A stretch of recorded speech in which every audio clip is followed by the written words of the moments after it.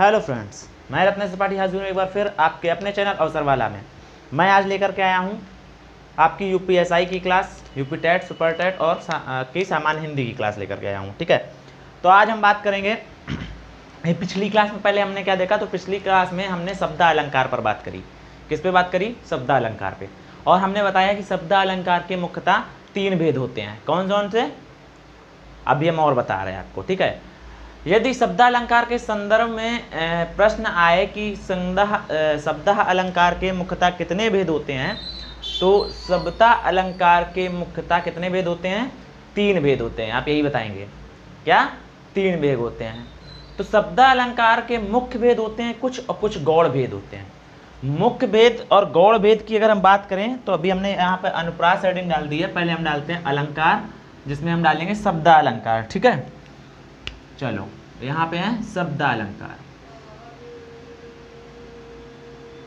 शब्द अलंकार की अगर थ्योरी की बात करें तो मैं आप सब कुछ बता चुका हूँ। यहाँ से हम बात करेंगे। आज इसके 2 टॉपिक हैं, एक है मुख्य भेद, एक है गौड़ भेद। ठीक है, गौड़ भेद और इधर मुख्य भेद। और अगर शब्द अलंकार के मुख्य भेद के बारे में बात करें तो आपको पता होना चाहिए क्या? शब्द अलंकार के मुख्यतः 3 भेद होते हैं। कौन कौन से? पहला अनुप्रास अलंकार। ठीक है, अनुप्रास अलंकार। दूसरा यमक अलंकार या श्लेष अलंकार।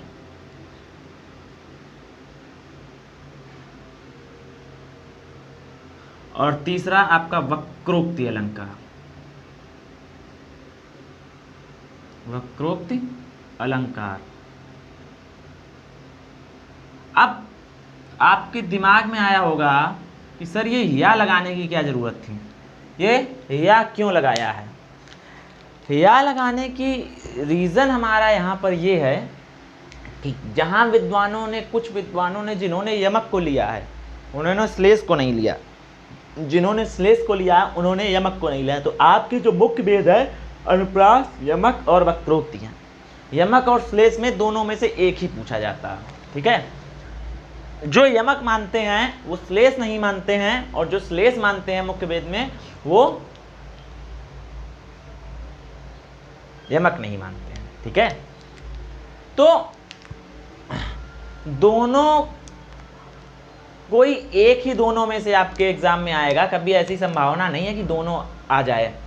अब गौड़ वाले में जो आता है, तो गौड़ वाले में पहला तो है एक आपका विप्सा। कौन सा?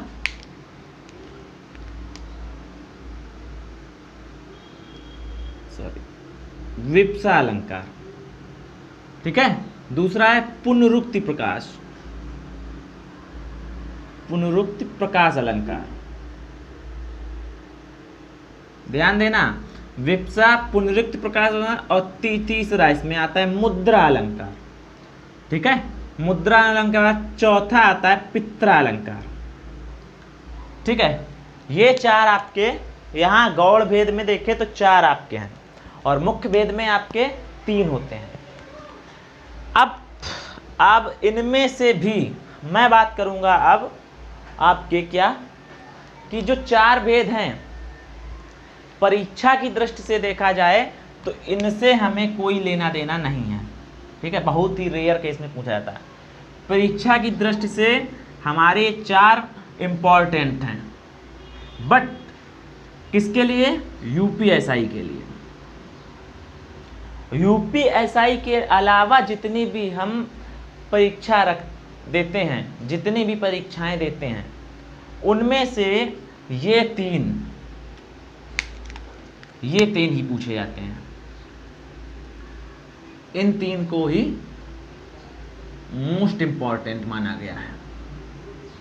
अदर परीक्षाओं को देखते हुए केवल इन 3 को ही मोस्ट इंपॉर्टेंट माना गया है। ठीक है, तो अब यहां से इसको हम समाप्त करते हुए हम अपनी हेडिंग डालते हैं। अब क्या? अनुप्रास अलंकार। क्या डालेंगे? अनुप्रास अलंकार। शब्द अलंकार का अब हम इन्हीं तीनों को केंद्र में रखते हुए जो हमारे मोस्ट इंपॉर्टेंट हैं अपनी आगे की क्लास स्टार्ट करते हैं और हेडिंग डालते हैं क्या? अनुप्रास अलंकार।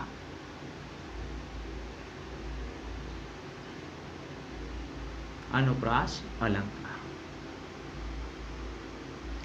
ठीक है, तो अनुप्रास अलंकार जब हम हेडिंग डालेंगे और बात करेंगे कि अनुप्रास अलंकार होता क्या है, तो अनुप्रास अलंकार के संदर्भ में जब हम लोग बात करते हैं तो अनुप्रास के संदर्भ में क्या क्या महत्वपूर्ण है, सबसे पहले ये देखते हैं। क्योंकि जैसे हम लोगों ने देखा था कि अलंकार में क्या क्या महत्वपूर्ण है और डायरेक्टली प्रश्न कौन कौन सा बन जाए। तो पहला प्रश्न पूछा जाता है, अनुप्रास शब्द का निर्माण किससे हुआ। क्या पूछा जाता है? अनुप्रास शब्द का निर्माण किससे हुआ। थोड़ा और आगे से ले लेते हैं इसको। ठीक है, तो सबसे पहला क्वेश्चन आता है, निर्माण की बात करता है कि अनुप्रास शब्द का निर्माण किससे हुआ।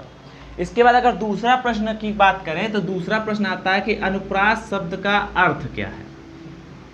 ठीक है, दूसरा प्रश्न आता है अनुप्रास शब्द का अर्थ क्या है। और इसी के साथ तथा और जब अनुप्रास शब्द के अर्थ के बाद की बात करता है, ठीक है, तीसरा इसके आगे क्वेश्चन क्या बन सकता है डायरेक्टली, तो तीसरा पूछता है अनुप्रास अलंकार की परिभाषा क्या है। क्या पूछता है? अनुप्रास अलंकार की परिभाषा क्या है। ठीक, अनुप्रास अलंकार की परिभाषा के बाद इसके बाद चौथा और अंतिम क्वेश्चन जो इससे बनता है वो पूछता है इसके भेद बताइए। ठीक है, अब इनको हम देखते हैं बारी बारी से। तो अनुप्रास जो है, ठीक है, अगर हम बात करें अनुप्रास की, किसकी, जो मिलकर बना है अनु और प्रास से। किससे मिलकर बना है? दो शब्द खंडों से मिलकर बना है, अनु और प्रास से। अनु का मतलब अगर हम बात करें तो अनु का मतलब होता है बार बार। क्या होता है? बार बार, या इसी को बोलते हैं बारंबारता, बार बार या बारंबारता। ठीक है, और प्रास शब्द का अर्थ करें तो प्रास का मतलब होता है वर्ण या अक्षर। तो अब हमने बताया अनु का अर्थ होता है बार बार, ठीक है, और प्रास का अर्थ होता है वर्ण या अक्षर। तो दोनों को मिलाकर के जो अनुप्रास का अर्थ निकलता है वो निकलता है वर्णों की आवृत्ति या वर्णों की आवृत्ति या बारंबारता। क्या निकलता है? वर्णों की आवृत्ति या बारंबारता। मतलब लगातार आ रहे हैं, ठीक है, वर्णों की आवृत्ति लगातार हो रही है, वर्णों की बार बार आवृत्ति या बारंबारता।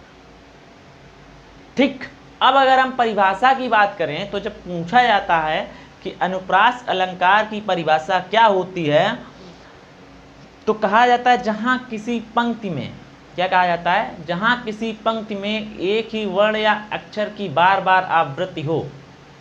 जहां किसी पंक्ति में वर्ण या अक्षर की बार बार आवृत्ति हो। परिभाषा में लिखिए, यहाँ पर जब परिभाषा पूछी जाती है तो कहता है जहां किसी पंक्ति में वर्ण या अक्षर, क्या, वर्ण या अक्षर की बार बार आवृत्ति हो। क्या हो?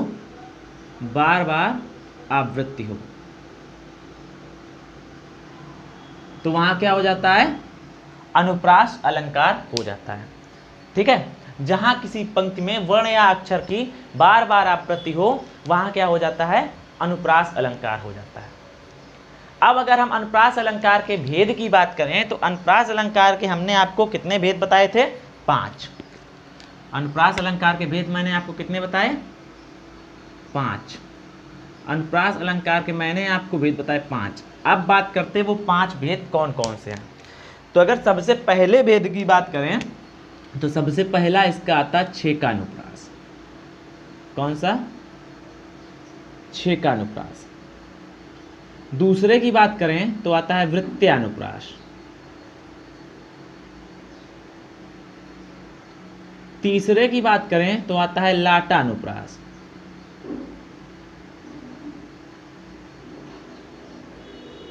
तीसरे की बात करें लाटानुप्रास, और चौथे की बात करें तो आता है श्रुत्यानुप्रास। क्या? श्रुत्यानुप्रास। और पांचवें की बात करें तो आता है अंत्यानुप्रास। ये मैंने आपको पिछली क्लास में बताया था, अंत्यानुप्रास। ठीक है, क्या हो गया? अंत्यानुप्रास। ये 5 भेद कौन कौन से? सबसे पहला छेकानुप्रास, दूसरा वृत्त्यानुप्रास, तीसरा लाटानुप्रास, चौथा श्रुत्यानुप्रास और पांचवा अंत्यानुप्रास। अब इन पांचों से जो पूछा जाता है परीक्षा में, केवल हमने आपको बताया कि पांचों में से, अब यहां देखिए, यहां ये परीक्षा में केवल इन तीनों को अधिक पूछा जाता है। किसको? पांचों में से परीक्षा में इन तीनों को अधिक पूछा जाता है। ठीक है, ये तो हो गई हमारे अनुप्रास की परिभाषा, मतलब जो सामान्य क्वेश्चन बनते हैं। तो अनुप्रास की थोड़ी अन्य विशेषताओं के बारे में बात करते हैं। तो कहा जाता है कि अनुप्रास के विषय में यहाँ हमने बताया, जहाँ किसी पंक्ति में किसी वर्ण या अक्षर की बार बार आवृत्ति हो, वहाँ अनुप्रास अलंकार हो जाएगा। तो ये हो गई इसकी पहली इंफॉर्मेशन। सबसे पहली इंफॉर्मेशन ये होगी परिभाषा के रूप में, जहाँ किसी पंक्ति में किसी वर्ण या अक्षर की बार बार आवृत्ति हो, वहाँ अनुप्रास अलंकार हो जाता है। अब हम इसके एग्जाम्पल देख लेते हैं। तो इसका एग्जाम्पल की अगर हम बात करें, ठीक है, तो एग्जाम्पल में देखो, एक एग्जाम्पल मैं लिख रहा हूं यहाँ पर, रघुपति राघव राजा राम। रघुपति राघव राजा राम। तो यहाँ पर देखिए, यहाँ पर रा, यहाँ पर रा, यहाँ पर रा, यहाँ पर रा। तो किसी पंक्ति में रा वर्ण की आवृत्ति बारंबारता हुई है, इसकी रा वर्ण की बारंबारता है, इसलिए यहाँ पर क्या हो जाएगा? क्या हो गया? यहाँ पर अनुप्रास अलंकार हो गया। इसके बाद अगर हम दूसरा एग्जाम्पल देखें इसी का, तो आता है भूरि भूरि भेद भाव भूमि से भगा दिए। भूरि भूरि भेद भाव भूमि से भगा दिए। भूरि भूरि भेद भाव भूमि से भगा दिए। ठीक, अब इसमें देखिए भा भा भा भा भा, तो इसमें क्या है? भा जो वर्ण आया है या भा अक्षर आया है, इसकी अधिकता है, और इसी के कारण इसको क्या कहा गया है? क्या हो गया? अनुप्रास अलंकार हो गया। इसके बाद एक एग्जाम्पल और आता है, तीसरा एग्जाम्पल की अगर हम बात करें तो आता सबहि सुलभ सब दिन सब देशा। सबहि सुलभ सब दिन सब देशा, सब दिन सब देशा, सेवक सादर समन कलेसा। ठीक है, सेवक सादर समन कलेसा।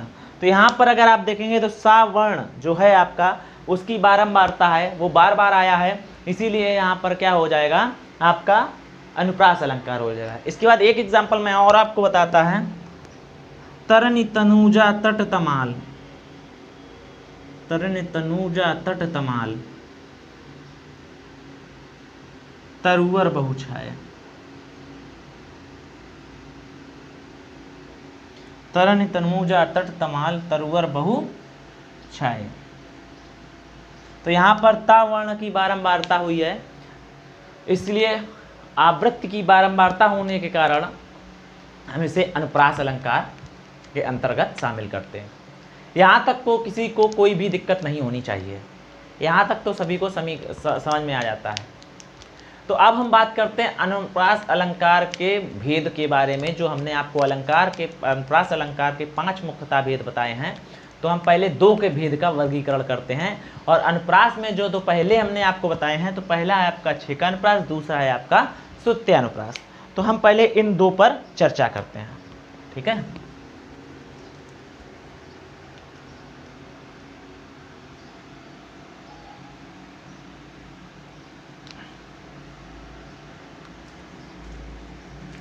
पहले करते हैं जो आपके 2 हैं। तो पहला आपका कौन सा है, 6 का अनुप्रास,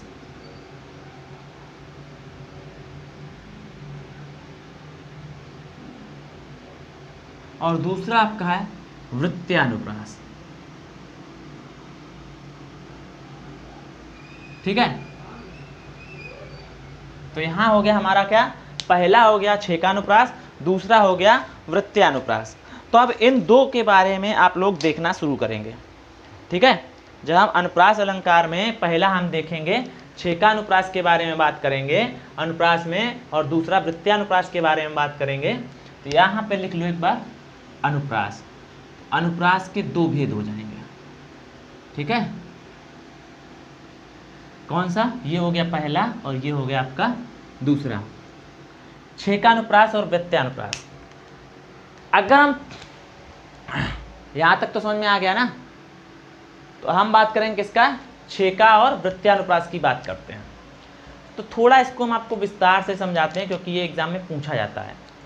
तो अगर हम 6 का अनुप्रास की बात करें तो 6 का अनुप्रास आपका 2 शब्द खंडों से बना है। किससे किससे, छेक प्लस अनुप्रास। अब बात करें तो अनुप्रास का अर्थ आपको पता है।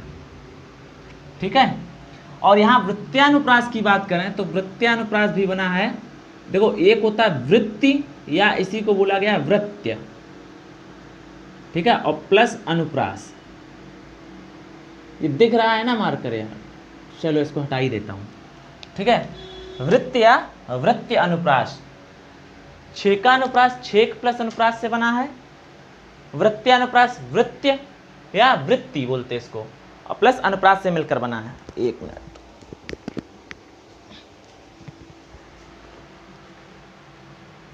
तुम क्यों है यार टेढ़े मेढ़े हो रहे हो, सही है ना, दिख रहा सही, ठीक है।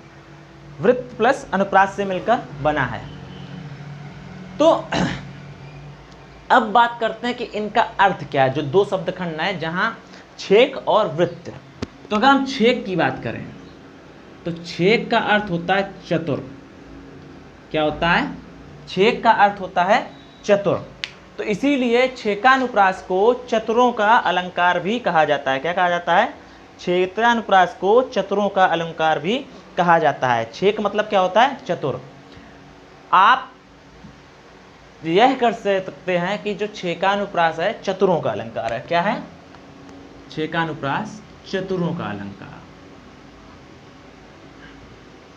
ये बहुत ही सामान्य क्वेश्चन है, परीक्षा में एक बार पूछा गया है कि चतुरों का अलंकार किसे कहा जाता है, चतुरों का अलंकार किसे कहा जाता है। तो आप क्या कहेंगे, छेकानुप्रास को चतुरों का अनुप्रास कहा, चतुरों का अलंकार कहा जाता है। ठीक है, अब बात करते हैं इसकी परिभाषा की। तो इसकी परिभाषा की जब हम बात करेंगे तो परिभाषा ही इसकी मूल जान है। ठीक है, अगर इसकी परिभाषा समझ ली और इस पर एग्जाम्पल को आपने खरा उतार दिया, क्योंकि कई टीचरों के द्वारा अलग अलग तरीके से इसको समझाया था, ना वो गलत होते हैं ना सामने वाला गलत होता है, बट समझाने का तरीका थोड़ा अलग अलग होता है। ठीक है, हम उस तरीके से समझाएंगे जिससे आपको एग्जाम्पल समझने में कठिनाइयां ना हो। ठीक है, तो इसकी अगर हम परिभाषा की बात करें तो परिभाषा में कहा गया है जहां अनेक व्यंजनों की, क्या कहा गया है, जहां अनेक व्यंजनों की आवृत्ति, जहां अनेक व्यंजनों की आवृत्ति क्रमशः तथा स्वरूपतः, क्रमतः, क्रमशः नहीं, क्रमतः तथा स्वरूपतः, क्रमतः और स्वरूपतः मतलब समझ रहे हो, मतलब जैसा था वैसा स्वरूप में और क्रम से। ठीक है, क्रमता तथा स्वरूपता एक बार होती है, एक बार होती है। वहां क्या होता है, वहां छेकानुप्रास होता है। लिख लो आगे, क्रमता तथा स्वरूपता होती है, वहां छेकानुप्रास अलंकार होता है।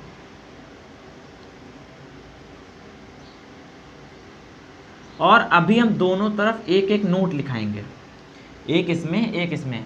अब अगर हम इसकी बात कर लें, इसकी परिभाषा की, तो इसकी परिभाषा में देखो यहाँ पर है अनेक, तो यहाँ पर आपको व्यंजन करना है। यहाँ जहाँ व्यंजन है, अनेक की जगह क्या करना है, एक, व्यंजन की जगह वर्ण करना है। क्या करना है, या व्यंजन ही बना रहेगा तो कोई दिक्कत नहीं। जहाँ एक वर्ण की आवृत्ति, कुछ देखना है बस कितना चेंज हुआ है, इसीलिए मैंने इन दोनों को कंपेयर करते हुए पढ़ाया है। आवृत्ति जो है बाकी सब वही रहने दो, क्रमता तथा स्वरूपता। अब देखो जहां एक अनेक था वहां तुमने एक कर दिया है, और जहां एक हो वहां अनेक कर दो। क्रमता तथा स्वरूपता अनेक बार होती है। क्या, अनेक बार होती है। वहां क्या होता है, वहां वृत्त्यानुप्रास होता है, वहां वृत्त्यानुप्रास अलंकार होता है।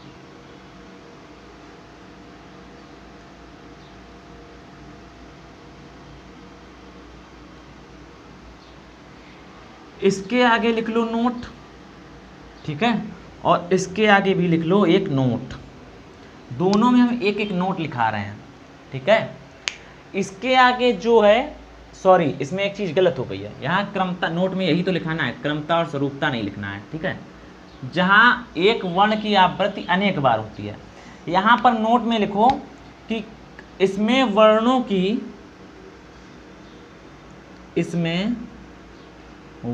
की क्रमतः व तथा स्वरूपता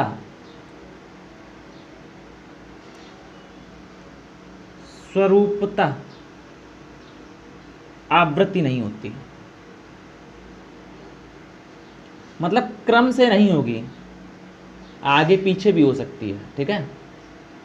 इसमें क्या लिखा है, इसमें वर्णों की क्रमतः तथा स्वरूपता आवृत्ति नहीं होती है।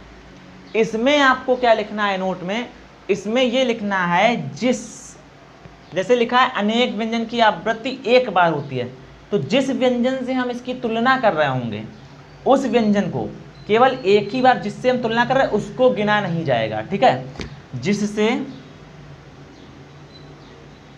तुलना करेंगे उसे गिना नहीं जाएगा, उसे गिना नहीं जाएगा। ध्यान देना इस नोट को, ठीक है। और ये कैसे होगा, ये मतलब उसको छोड़कर जितनी भी आवृत्तियां होंगी उसको हम गिनेंगे। और ये कैसे होगा, ये आपको समझ में आएगा किससे, एग्जाम्पल से, ठीक है। तो ये चीज़ें, चलो कोई बात नहीं, सामान गिरा है, ठीक है। तो अब हम आपको कुछ एग्जाम्पल बताते हैं, एक छेका का बताते हैं, पहले एक बताते हैं वृत्त्यानुप्रास का, ठीक है। एक एग्जाम्पल आपने बहुत सुना होगा,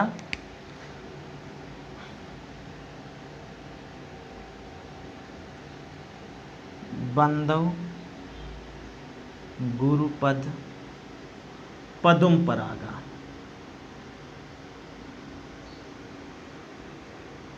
ठीक है। और इसमें एक एग्जाम्पल लिखो,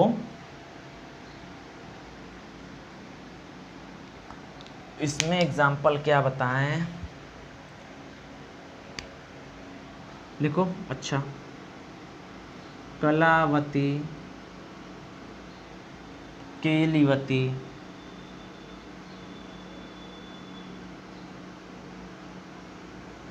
कालिंदजा, कालिंदजा है यहाँ पे, ठीक है। कलावती केलवती कालिंदजा, कलावती केलवती कालिंदजा, ठीक है। ये यहाँ तक अभी मैंने लिखा है, आगे हम बात करते हैं इसके बारे में, ठीक है। अब ये देखते हैं इन दोनों का अलंकार लिखा है, या इसमें एक और एग्जांपल है, शेष महेश गणेश दिनेश सुरेश, जहाँ निरंतर ध्यावे ताही अहीर की छोहरिया, छछिया भर छाछ पे नाच नचावे, ठीक है। तो अगर हम देखें यहाँ पर सा सा सा सा कई बार आवृत्त हुई है, ठीक है, तो वहाँ पे हम उसको पहले इसके समझते हैं, ठीक है। अब देखो यहाँ क्या बोला, व्यंजनों की आवृत्त, तो यहाँ व्यंजन देखो, यहाँ पर आपका आया है बा, यहाँ पर आया है दा, ठीक है, यहाँ गारा, ठीक है, ठीक, यहाँ पर आया है पा, यहाँ पर आया है दा। जो वर्ण हमें लगातार लगा, गुरु कहीं है नहीं इसलिए यहाँ पर देखो पा और दा, ये व्यंजनों की बात कर रहे हैं, पा और रा, ठीक है। तो देखो क्या लिखा है, जहाँ किसी अनेक व्यंजनों की आवृत्ति क्रमता तथा स्वरूपता, तो एक नंबर पे ये है और दूसरे नंबर पर ये है, एक नंबर पे ये है, दूसरे नंबर पर ये है, एक बार होती है, ठीक है। तो ये तो हो गया। अब हम इस पद पा और दा से तुलना करेंगे, कहीं और पा और दा है, क्रमता और स्वरूपता, जहाँ पहले नंबर पर पा आया हो और उसके बाद, मतलब पहले पा हो और उसके तुरंत बाद दा हो, ठीक है। तो देखो यहाँ पर क्रमता और स्वरूपता यहाँ पर है, बट क्या है, स्वरूपता नहीं है। यहाँ पर दा है बट पा नहीं है, तो स्वरूपता नहीं है। दा दूसरे नंबर पर है, पा पहले नंबर पर है, लेकिन क्रम स्वरूपता नहीं है, स्वरूप नहीं है, क्योंकि पा पहले उसके बाद तुरंत दा नहीं आया। तो अब जब इससे तुलना करेंगे तो ये तो हम लेंगे नहीं, तो कितने बार आया, अनेक व्यंजनों की आवृत्ति एक बार हो, तो यहाँ पर ये कौन सा हो गया आपका 6 का अनुप्रास। अब जैसे यहाँ पर देखो का है, ला है, ठीक है, फिर वा है और फिर ता है, फिर यहाँ ले लो का, ला, वा, ता, ठीक है, का, ला। अब जब जिसमें सारे मिल रहे उसी से तुलना कर लो, तो का और ला, का और ला, का और ला, इससे हम तुलना करेंगे तो ये तो हम गिनती नहीं करेंगे, एक बार हो गया, 2 बार हो गया, और अगर एक बार होता तो यहाँ पर क्या होता 6 का अनुप्रास, बट एक से अधिक बार हो गया है, अनेक बार हो गया है, और हमें इसमें क्रमता और स्वरूपता से मतलब भी नहीं है। इसमें तो खैर है क्रमता और स्वरूपता, लेकिन अगर नहीं भी होता तो हम इसमें मतलब नहीं रखते। तो यहाँ पर हमारा क्या हो गया, वृत्तीय अनुप्रास हो गया, ठीक है। इस तरीके से इसका स्क्रीनशॉट ले लीजिए, फिर मैं और लिखता हूँ।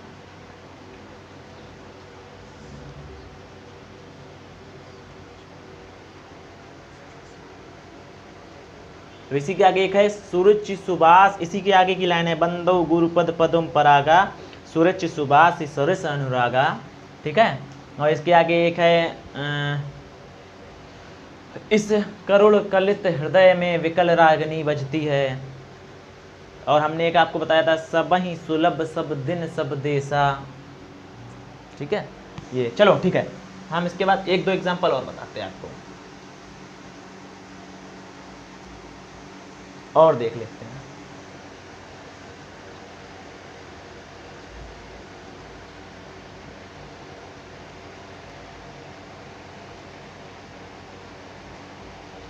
एक क्वेश्चन और देखते हैं हम, तुम्हें और बताते हैं। जैसे कई जगह एक एग्जाम्पल और देखिए, यहाँ पर लिखा होगा चारुचंद की चंचल किरणें,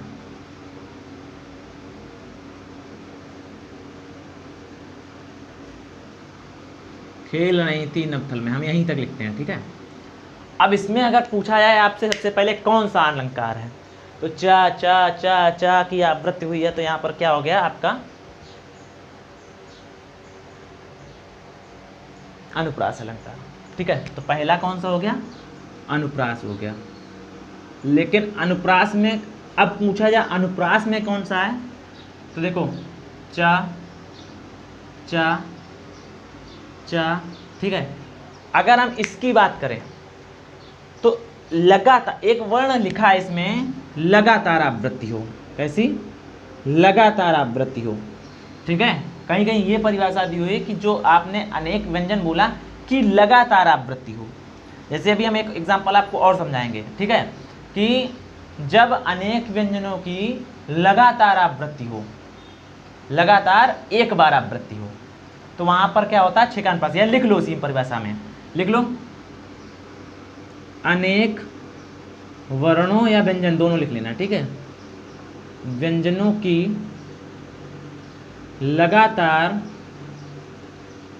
एक बार आवृत्ति हो, क्योंकि कहीं कहीं ये लिखी फिर आप लोग कंफ्यूज हो गए हुए। जैसे ये वाला है तो उसी से निकाल पाओगे आवृत्ति हो, तो वहां क्या हो जाता है, छेकानुप्रास। अब कई बार बच्चे इसमें क्या कर देते गलती कि चा चा, एक चा हो गया लगातार इसीलिए लिखवाया, दूसरा चा हो गया, तीसरा चा हो गया, ठीक है, तो यहाँ पर क्या हो जाएगा, वृत्त्यानुप्रास। लेकिन नहीं, इस चा से तुलना करेंगे और लगातार कहा गया है तो बीच में ये की वर्ण आ गया है, तो इससे हमें कोई लेना देना नहीं रहेगा, तो ये चा एक बार हो जाएगा, तो ये क्या हो जाएगा, छेकानुप्रास में, ठीक है, ये क्या हो जाएगा आपका छेकानुप्रास। इसके बाद देखते हैं सुरुचि सुबास सुरसियन, सुरुचि सुबास सरस अनुरागा, ठीक है, सरचि सुबास सरस अनुरागा। एक और लिख लो इसमें, सबहि सुलभ सब दिन सब देसा, सबहि सुलभ सब दिन सब देसा, ठीक। अब देखो सा रा,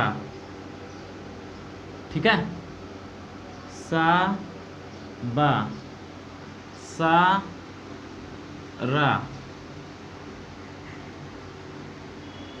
ठीक है, और अनुरागा, ठीक है, यहां तक हो गया ये। तो यहां देखो सा और रा, तो पहले तो ये हो गया सा सा सा की पुनरावृत्ति हुई है, तो हमारा कौन सा हो गया, अनुप्रास अलंकार। जब पूछे जाए अनुप्रास में कौन सा है, तो अनुप्रास में देखोगे सा रा की पुनरावृत्ति हुई है, इससे जब तुलना करेंगे तो सा रा की एक बार आवृत्ति और हो गई है, ये कौन सा हो गया हमारा, छेकानुप्रास, ठीक। इसके बाद इसमें आते हैं सबहि सुलभ सब दिन सब देसा, सा बह सा ला सा बा, ठीक है, और यहाँ पे फिर आ गया है सब दिन सब देसा, ठीक। अब देखो इससे जब हम कंपेयर करना शुरू करेंगे सा और बा की लगातार और कैसी आवृत्ति हो रही है, क्रमतः और स्वरूपतः, तो क्रमतः और स्वरूपता की बात करेंगे तो यहाँ तो क्रमतः स्वरूपता नहीं रह गया, बट यहाँ पर भी क्रमता और स्वरूपता है, तो पहली बार ये, क्योंकि इसको हम गिनेंगे नहीं, ठीक है, और क्रमता और स्वरूपता दूसरी बार ये, तो एक से जब अधिक बार हो जाए तो वहाँ पर क्या हो जाएगा, वृत्त्यानुप्रास। अगर एक बार होता तो क्या हो जाता, अब यहाँ पर हमें ये हो रहा है एक वर्ण की अनेक बार आवृत्ति हो, तो यहाँ देख सकते हैं एक ही वर्ण है, अगर इससे भी देखना चाहो एक ही वर्ण है और अनेक बार आवृत्ति हो गई है, तो यहाँ पर क्या हो गया, वृत्त्यानुप्रास, ठीक है। ये थी आज की क्लास। नेक्स्ट क्लास में हम लोग पढ़ेंगे यमक और श्लेष अलंकार के, ठीक है। इसके बाद मिलते हैं, चलिए नेक्स्ट क्लास में। जय हिंद, जय भारत, वंदे मातरम।